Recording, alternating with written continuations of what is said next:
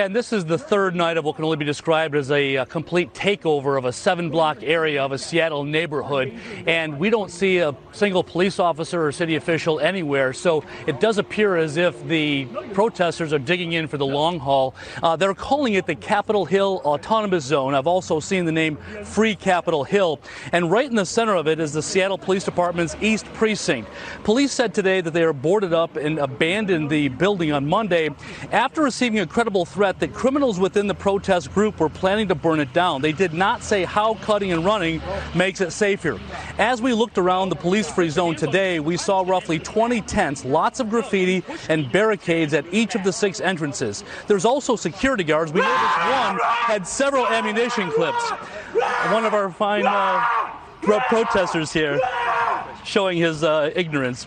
A local station got video of several guards armed with assault rifles. They are asking for identification before letting people in, and police have received reports of the armed guards demanding money from some businesses inside their area. We also saw people passing out food in what they call a no-cop co-op, and they made a long list of demands. We have a full screen, can show you at least some of them. Among them, abolish the Seattle Police Department and the court system, disarm all cops until they are all fired, and abolish youth jails.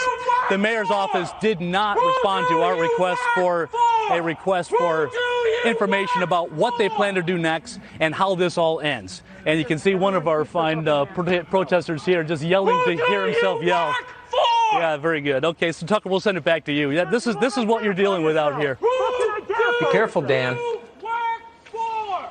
Well, that's America right now, tonight. It's totally cool, not a big deal. Just upset about police brutality. Right. The demands, you heard Dan Springer mention a couple of them, abolishing the police. They're also demanding the immediate retrial of all non-white violent felons currently in prison. People convicted of a violent crime who are not white, they all need new trials. But they're also demanding the abolition of all prisons, not just those for young people.